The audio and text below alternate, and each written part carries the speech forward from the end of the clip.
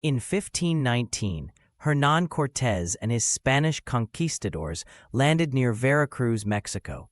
Unbeknownst to them, they carried a deadly stowaway, smallpox. This old-world disease would become the silent weapon that devastated the Aztec Empire. The Spanish, immune due to prior exposure, showed no symptoms, but indigenous populations had no natural defenses. This moment marked the beginning of a biological catastrophe. The virus first spread through trade between the Spanish and the Totonac people, allies of the Aztecs.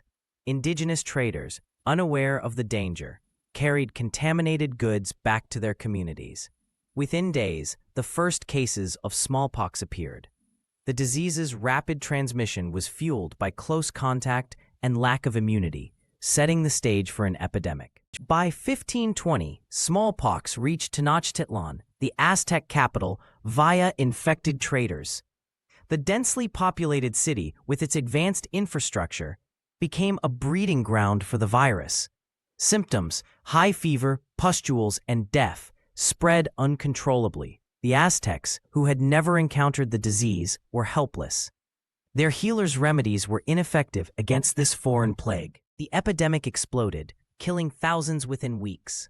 Mass graves filled temple courtyards as the death toll climbed. Social order began to collapse, with survivors too weak to bury the dead. The Aztecs interpreted the plague as divine punishment, further demoralizing them.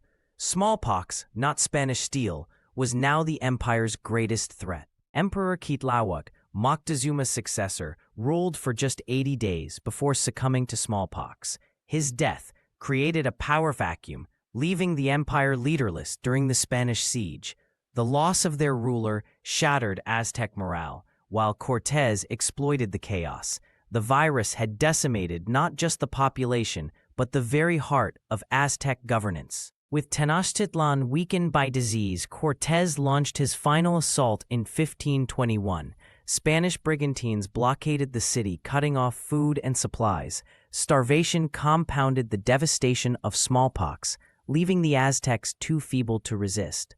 The once mighty empire was now on the brink of collapse, its people trapped between plague and conquest. As laborers perished, Tenochtitlan's advanced infrastructure failed. Canals became clogged with corpses, and crops rotted in the fields. The city's famed floating gardens turned into wastelands. With no one to maintain them, the systems that sustained the empire crumbled. The Aztecs' technological prowess was no match for the invisible enemy that had infiltrated their ranks. In August 1521, the Spanish breached Tenochtitlan's defenses. The remaining Aztec warriors, emaciated and outnumbered, were slaughtered or captured.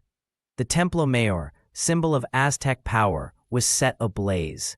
The empire fell not just to Spanish weapons, but to the virus that had ravaged it from within. The conquest was as much biological as it was military. The aftermath was catastrophic. By 1600, up to 90% of Mesoamerica's population had perished from disease and violence. Entire cultures vanished, and colonial powers reshaped the land.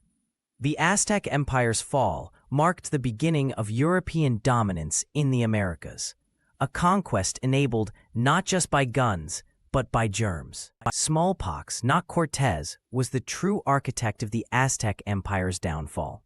The virus killed more people than any battle, leaving survivors too broken to resist. This tragedy underscores the role of disease in shaping history, a reminder that sometimes the deadliest weapons are invisible. What if the virus had never sailed? The answer lies in a history forever altered by a single microbe.